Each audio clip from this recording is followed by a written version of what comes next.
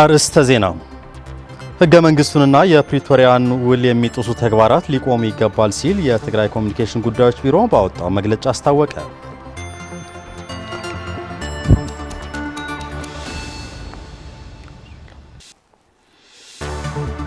ቬንዙዌላዊቷ የተቃውሞ ፖለቲካ መሪ ማሪያ ማቻዶ የ2025 የኖቤል የሰላም ሽልማት አሸናፊ ሆኑ።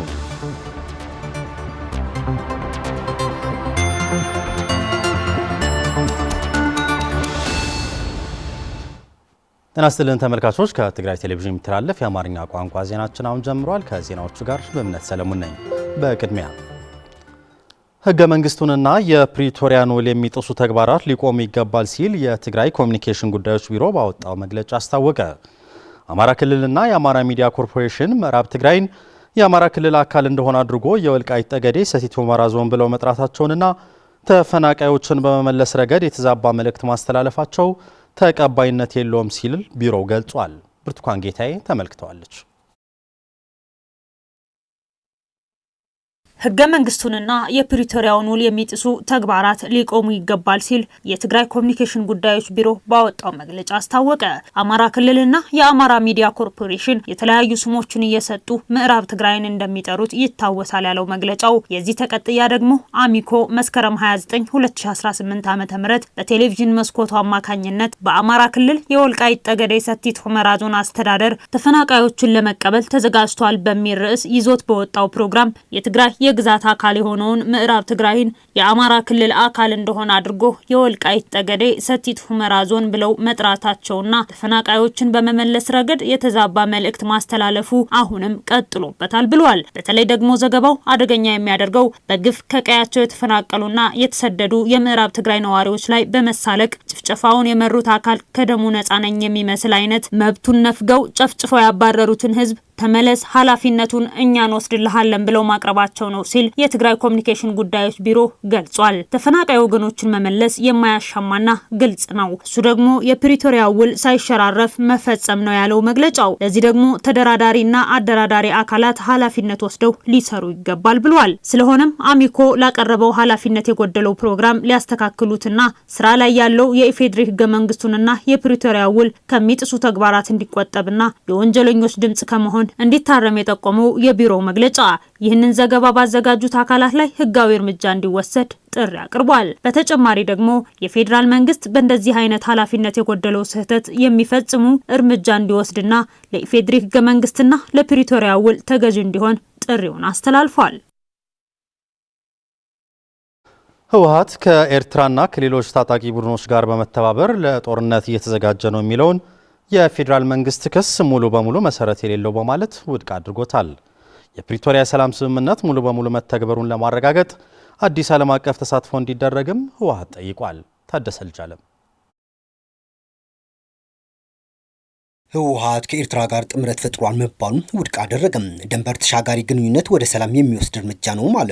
የውጭ ጉዳይ ሚኒስትር ዶክተር ጌዲዮን ጢሞቴዎስ ለአንቶኒ ጉተሬዝ መስከረም 22 ቀን 2018 ዓ.ም በጻፈው ደብዳቤ የኤርትራ መንግስትና ህዝባዊ ወያነ ሓርነት ትግራይ ህወሓት ጽምዶ በተሰኘ አዲስ ጥምረት ስር ኢትዮጵያን ለመውጋት እየሰሩ ነው ሲል ከሷል። ይህንን ምክንያት በማድረግም ህወሓት በደብዳቤው በሰጠው ምላሽ ከኤርትራና ከሌሎች ታጣቂ ቡድኖች ጋር በመተባበር ለጦርነት እየተዘጋጀ ነው የሚለውን የፌዴራል መንግስቱን ክስ ሙሉ በሙሉ መሰረት የሌለው በማለት ውድቅ አድርጎታል። ህወሓት ከኤርትራ ጋር ጥምረት ፈጥሯል ሲል የኢትዮጵያ የውጭ ጉዳይ ሚኒስትር ያቀረበውን ክስ ውድቅ በማድረግ የፕሪቶሪያው ሰላም ስምምነት ሙሉ በሙሉ መተግበሩን ለማረጋገጥ አዲስ ዓለም አቀፍ ተሳትፎ እንዲደረግ ጠየቀ። ህወሓት በደብዳቤው የፌዴራል መንግስቱ የፕሪቶሪያው ስምምነት ሙሉ በሙሉ ከመተግበር ይልቅ በተፈበረኩ ታሪኮችና በህወሓት ላይ የስም ማጥፋት ዘመቻዎች በመክፈት የዓለም አቀፉ ማህበረሰብ ትኩረት ለመቀየር መፈለጉ በጣም የሚያሳዝን ነው ሲል በመግለጫው አክሏል። የኢትዮጵያ የውጭ ጉዳይ ሚኒስትር ህወሓት ከኤርትራ ጋር በሽርክና ለጦርነት እየተዘጋጀ ነው የሚለውን ውንጀላ ውድቅ አድርጓል። ህወሓት ለተባበሩት መንግስታት ድርጅት ዋና ጸሐፊ አንቶኒዮ ጉተሬዝ መስከረም 28 ቀን 2018 ዓ.ም በጻፈው ደብዳቤ ለቀረበበት ውንጀላ ግልጽ ምላሽ እንዲሰጥና የፕሪቶሪያው ስምምነት ሙሉ በሙሉ ተግባራዊ እንዲሆን ጠይቋል። ደብዳቤው መስከረም 22 ቀን 2018 ዓ.ም ለተባበሩት መንግስታት ድርጅት ዋና ጸሐፊ በኢትዮጵያ የውጭ ጉዳይ ሚኒስትር በኩል በጻፈው ደብዳቤ ህወሓት በምላሹ እንደጠቀሰው የዛባ ውንጀላዎችን ይዟል። የተፈናቀሉ ወገኖች ወደ ቀያቸው እንዳይመለሱ በኢትዮጵያ ጦር የሚደገፉ ታጣቂዎችና ሰፋሪዎች የስነ ህዝብና መልክዓ ምድራዊ ለውጥ ለማድረግ እየጣሩ መሆኑን ጠቁመዋል። ህወሓት የፕሪቶሪያው የሰላም ስምምነት ፈራሚ ቢሆንም የኢትዮጵያ ምርጫ ቦርድ ግን ከስምምነቱ ጋር የማይጣጣሙ ውሳኔዎችን አስተላልፏል ያለው ህወሓት የተፈናቀሉ ወገኖች ከመመለስና ትግራይን መልሶ ለማቋቋም ከመሳተፍ ይልቅ የተከዜ ዘብ የሚባል የታጠቀ ኃይል በማሰልጠንና በማስታጠቅ ትግራይ በወታደሮች እንድትከበብ የተደረገ ነው ሲል አቤቱታ ሰምቷል። ህወሓት ሰላሙን ለማስጠበቅና ከመገለልና ከመፎካከር ይልቅ በመተማመን በፍትህና በፖለቲካ ውይይት ለመፍታት ዝግጁ ነኝ ሲልም አክሏል። የውጭ ጉዳይ ሚኒስቴር ያወጣውን ውንጀላ ዓለም አቀፉ ማህበረሰብ ሊገነዘው ይገባል ያለው ህወሓት ዓለም አቀፉ ማህበረሰብ የተደራዳሪዎችን እምነት መልሶ በማቋቋም የፕሪቶሪያው ሰላም ስምምነት ሙሉ በሙሉ ተግባራዊ እንዲሆን ማመቻቸት አለበት ሲልም ለአንቶኒ ጉተሬዝ እና ለፕሪቶሪያው ስምምነት አፈራራሚዎች በላከው ደብዳቤ አመላክቷል።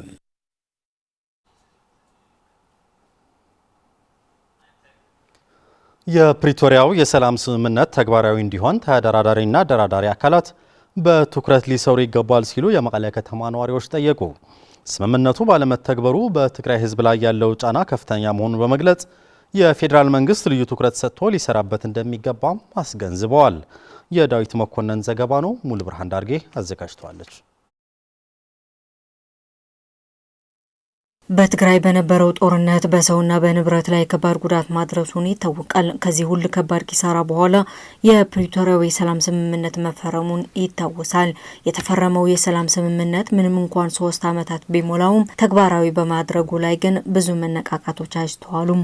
በመሆኑም የመቀለ ከተማ ነዋሪዎች ኩረት የተነፈገው የፕሪቶሪያው የሰላም ስምምነት ተግባራዊ ሊደረግ እንደሚገባ ጠይቀዋል። በጦርነትና በመከራ ሳቢያ ሴቶች እስካሁን ድረስ ከደረሰባቸው ስነልቦናዊ ጉዳት ማገገም አልቻሉም። ለምን ቢባል ሰላምን በማጣት የተነሳ ነው። ስለዚህ ንሕና ናባና ዝመጽእ አምሓራ ለውና እዮም ኦሮሞ ለውና እዮም አዩ ክልሎች ወደ ስራችን የሚመጡ ተገልጋዮች አሉ። ለምሳሌ ከኦሮሚያ ከአማራ በሙያችን የምናገለግላቸው አሉ። ይህ ምንድነው? የሰላም ውጤት ነው። ስለዚህ ተጠናክሮ ሊቀጥል ይገባል። ከብዙ ስቃይና መከራ በኋላ የተገኘውን የሰላም ስምምነት ተግባራዊ ይሆናል ተብሎ በጉጉት የተጠበቀ ቢሆንም በአፋጣኝ ተግባራዊ ባለመሆኑ የትግራይ ግዛታዊ አንድነት ሙሉ በሙሉ ባለመረጋገጡ ከተለያዩ የትግራይ አካባቢዎች ቤት ንብረታቸውን ጥለው የተፈናቀሉ ወገኖች ወደ ቀያቸው እንዳይመለሱና መሰል ችግሮች እንዲፈጠሩ ጫናው ከባድ መሆኑን የገለጹት ነዋሪዎቹ ስምምነቱን የፈረሙና አደራዳሪ አካላት በተለይም የፌዴራል መንግስት በተፈረመው ስምምነት መሰረት ሊተገበር ይገባል ሲሉ ጥሪ አቅርበዋል። ተመዛበልትና በዘይ መምላሰው ግዛታዊ አንድነታችን ወደ ቦታው ባለመመለሱ ተፈናቃዮች ወደ ቀያቸው ባለመመለሳቸው ምክንያት ዘላቂ ሰላም እንዳይመጣ እያደረገ ነው። ከዓመትና ዓመት ግን የህዝቡ ስቃይ ከዓመት ዓመት እየቀጠለ ነው። ዋስትና የሌለው ህይወት ነው እየኖርን ያለ ነው። ቢሆንም ግን ሰላምን ለማምጣት እየሰራን ነው የምንገኘው። ፍላይ ፌደራል መንግስት የፌዴራል መንግስት ተፈናቃዮችን ወደ ቀያቸው ባለመመለሱ ተፈናቃዮች ለከፍተኛ ስቃይና መከራ እየተጋለጡ ናቸው። ነዋሪዎቹ አክለውም ያሉን ፖለቲካዊ የአስተሳሰብ ልዩነቶች እንደ ጸጋ ወስደን ችግሮች በሰላማዊ መንገድ እንዲፈቱና በጋራ ጥቅማችን ላይ በጋራ ልንሰራ ይገባል ብለዋል። በአንድነት የምንሰራበት ጊዜው አሁን መሆኑንም ልንዘነጋ አይገባም ሲሉ አሳስበዋል። ናይ ትግራይ ግዛት ከምልስኞ ሁሉ ሓደ አይነት ኮይኑ ሁሉም አንድ ሆኖ የትግራይን ግዛት ለማረጋገጥና ተፈናቃዮች ወደ ቦታቸው እንዲመለሱ ለማድረግ በሚደረገው ጥረት አጋዥ መሆን አለበት። ብሔራዊ ሓድነትካ እንድሕር ረጋጊጽካ ህዝቡ ከቀበሌ ጀምሮ አንድነቱን በማጠናከር ለሰላም መትጋት ይኖርበታል እላለሁ። የትግራይ ህዝብ ቀዳሚ ምርጫ የተደላደለና ዋስትናውን የተረጋገጠ ሰላም መሆኑን ያወሱት ነዋሪዎቹ ለዚህም ከሁሉም ህዝቦች በጋራ በመሆን መስራትና የተደላደለ ሰላምን ለማረጋገጥ ህዝቡ አንድነቱን በማጠናከር ሊሰራ ይገባል ጠንካራ መልእክታቸው ነው። የአእምሮ ጤና መታወክ ማህበራዊና ባህላዊ ትስስሮች ላይ ጫና የሚፈጥርና ኢኮኖሚያዊ ቀውስ ሊያስከትል የሚችል በመሆኑ ከጤና ሴክተር ውጭ ያሉ አካላት በሙሉ ርብርብ ሊያደርጉ ይገባል ተባለ። ይህ የተባለው በድንገተኛ አደጋዎችና ሰብአዊ ቀውስ ወቅት የአእምሮ ጤና አገልግሎት ተደራሽነት በሚል መሪ ሀሳብ ለ33ኛ ጊዜ የአእምሮ ጤና ቀን በተከበረበት ወቅት ነው። ፍሬወት ወልደመድን ተጨማሪ ይዛለች። የአእምሮ ጤና ሰዎች ስለሚሰማቸው ስለሚያስቡትና በዚህም ስለሚያሳዩት ባህሪ ላይ የተመረኮዘ እንደሆነ የዘርፉ ባለሙያዎች ይናገራሉ። ታዲያ ይህ ከመፈጠሩ አስቀድሞ በማህበረሰቡ ዘንድ ስለ አእምሮ ጤና ግንዛቤ እንዲኖር ለማድረግም በዓለም አቀፍ ደረጃ መስከረም 30 ይከበራል። የዘንድሮው በድንገተኛ አደጋዎችና ሰብአዊ ቀውስ ወቅት የአእምሮ ጤና አገልግሎት ተደራሽነት በሚል መሪ ሀሳብ ለ33ኛ ጊዜ እየተከበረ ሲሆን በትግራይም የትግራይ ጤና ቢሮ ከኤስኦኤስ የበጎ አድራጎት ድርጅት ጋር በመተባበር ከመንግስታዊና መንግስታዊ ካልሆኑ ተቋማት፣ ሲቪል ማህበራት በተገኙበት በተለያዩ ዝግጅቶች ተከብሯል። በመድረኩ ተገኝተው ንግግር ያደረጉት በትግራይ ጤና ቢሮ የፈውስና ተሐድሶ ስራ አስኪያጅ የሆኑ ዶክተር ስምዖን ገብረ ጻዲቅ የአእምሮ ጤና ሰዎች የህይወት ውጣ ውረድ ተቋቁመው እንዲኖሩ ችሎታቸውን እንዲገነዘቡ እንዲማሩና እንዲሰሩ እንዲሁም ለማህበረሰባቸው አስተዋጽኦ እንዲያደርጉ የሚያስችል ነው በማለት ይህ የአእምሮ ጤና ሲታወክ ደግሞ ከግለሰቡ የዕለት ተዕለት ክንውኖች አልፎ ማህበረሰቡ ዘንድ ቀውስ ሊፈጥር እንደሚችልም አስረድተዋል። ዛሬ እያከበርን ያለነው የበለጠ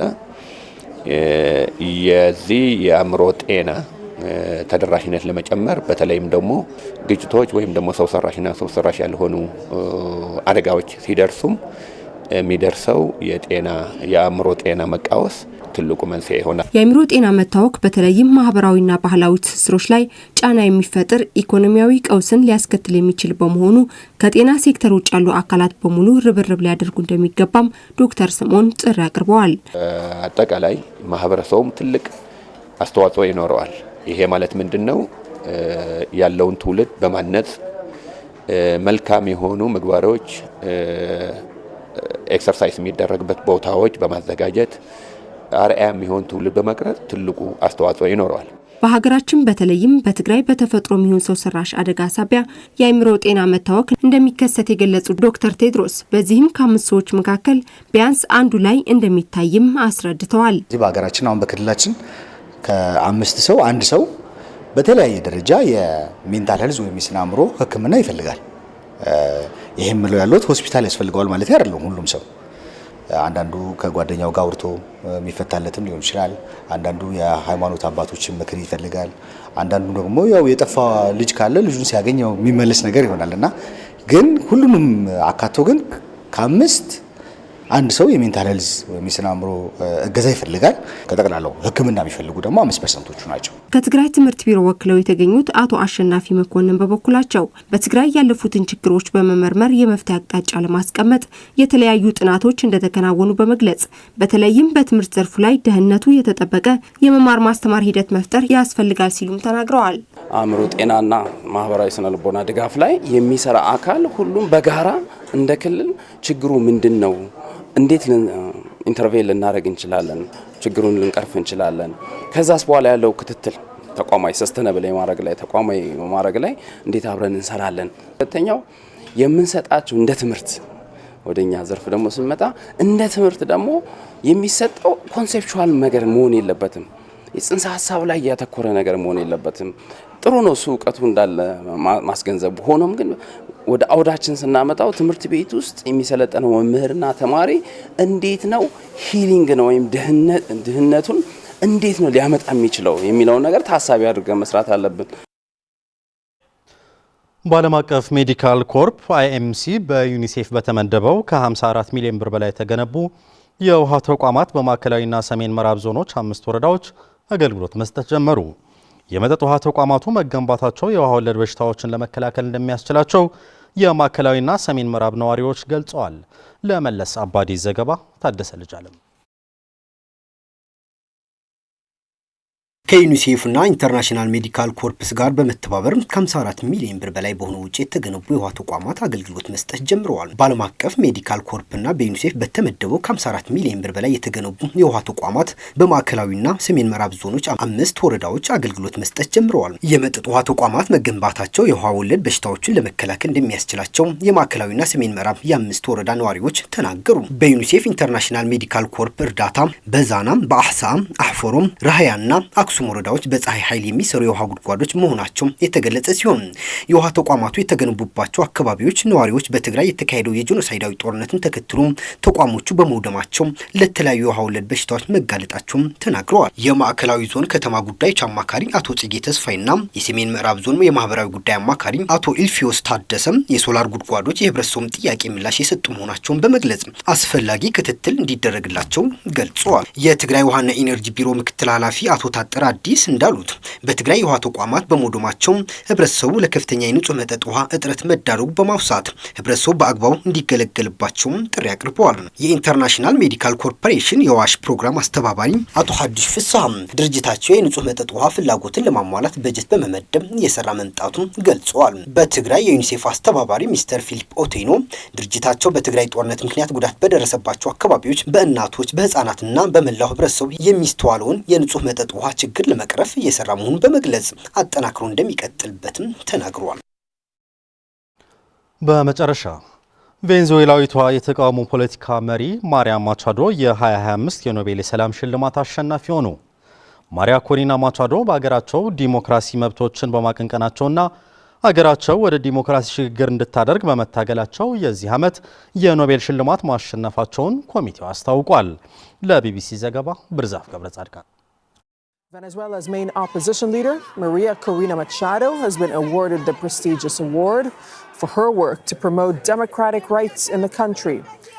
ቬንዙዌላዊቷ የተቃውሞ ፖለቲካ መሪ ማሪያ ኮሪና ማቻዶ የ2025 የኖቤል የሰላም ሽልማት አሸናፊ ሆኑ። የቬንዙዌላ ተቃዋሚ ፖለቲካ መሪ የሆኑት ማሪያ ኮሪና ማቻዶ በአገራቸው ዲሞክራሲያዊ መብቶችን በማቀንቀናቸውና አገራቸው ወደ ዲሞክራሲ ሽግግር እንድታደርግ በመታገላቸው የዚህ ዓመት የኖቤል ሽልማት ማሸነፋቸውን ኮሚቴው አስታውቋል። በ2025 የኖቤል የሰላም ሽልማት እየጨመረ በመጣው ጨለማ ውስጥ የዲሞክራሲ ነበልባል ለምታስቀጥል ሴት መሰጠቱን ኮሚቴው አስታውቋል። አምባገነኖች ስልጣን ሲይዙ ተነስተው የሚገዳደሩ ልብ በሙሉ የነጻነት ጠባቂዎችን እውቅና መስጠት ይገባል ብሏል። ኮሚቴው ማሪያ ኮሪና ማቻዶ ከቅርብ ጊዜያት ወዲህ በላቲን አሜሪካ ካሉት እጅግ የተለዩ ተምሳሌቶች አንዷ በመሆን የኖቤል የሰላም ሽልማትን መሸለሟን ገልጸዋል። ማቻዶ ዋና የአንድነት ምሳሌ ሆና ቆይታለች ሲል የኮሚቴው ሰብሳቢ አክለው ገልጸዋል። በዲሞክራሲ ማዕከላዊነት ላይ የተቀመጠው ይህ ነው። ባነስማማም እንኳን በህዝብ ላይ የበላይነት መመራት አለበት የሚለውን መርሆ ለመከላከል ያለን ፍላጎት ነው። ዲሞክራሲ አደጋ ላይ በወደቀበት በዚህ ወቅት ይህንን የጋራ አቋም መከላከል ከመቼውም ጊዜ በላይ አስፈላጊ ነው። በቬንዙዌላ የተቃዋሚ ፖለቲካ መሪ የሆኑት ማሪያ ኮሪና ማቻዶ ባለፈው ዓመት በተካሄደው ፕሬዝዳንታዊ ምርጫ እንዳይሳተፉ ተከልክለው የነበረ ሲሆን ምርጫው በዓለም አቀፍ ደረጃ ነጻም ፍትሐዊም አይደለም በሚል ውድቅ ተደርጓል። ምንም እንኳን በምርጫው እንደሚያሸንፉ ትንበያዎች ቢያሳዩም እንዳይሳተፉ በመደረጉ ፕሬዚዳንት ኒኮላስ ማዱሮ ለሶስተኛ ጊዜ አሸናፊ ሆነው በስልጣን ላይ ቀጥለዋል። ከምርጫ ውጤት በኋላ በመላ ሀገሪቱ የተቃውሞ ሰልፎች የተካሄዱ ቢሆንም መንግስት ግን ሙሉ በሙሉ መቆጣጠርና ዝም ማሰኘት ችሏል። በማዱሮ በዓለ ሲመት ዕለት በተዘጋጀ ሰልፍ ላይ ለጥቂት ጊዜ የታዩት ማቻዶ ከዚያ በኋላ ግን እስከ ዛሬ ድረስ ተደብቀው ይገኛሉ። ለአጭር ጊዜ በመንግስት የጸጥታ ኃይሎች በቁጥጥር ስር ውለው የነበሩት የተቃውሞ ፖለቲካ መሪዋ ወዲያው ተለቀዋል። በቬንዙዌላ ዲሞክራሲ አደጋ ላይ መውደቁን የተናገሩት የኖቤል ኮሚቴ ሰብሳቢ ማቻዶ ለነጻና ፍትሐዊ ምርጫ ከጠመንጃ ይልቅ በምርጫ ሳጥን ስልጣን እንዲገኝ ከ20 ዓመት በፊት መታገል መጀመራቸውን ተናግረዋል።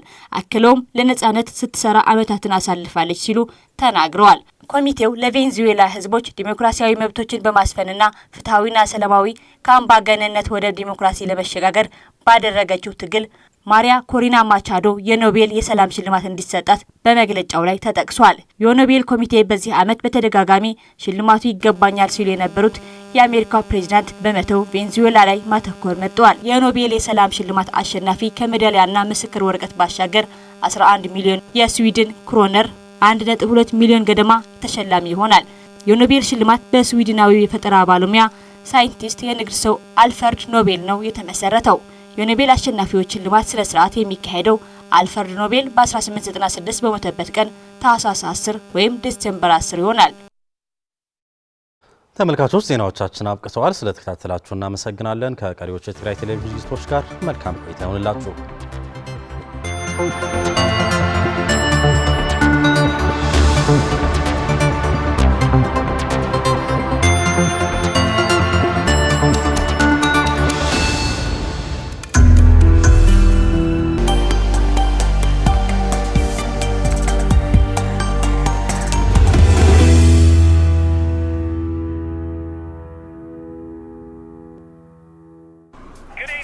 Welcome to the greatest show on earth. This is a people's game.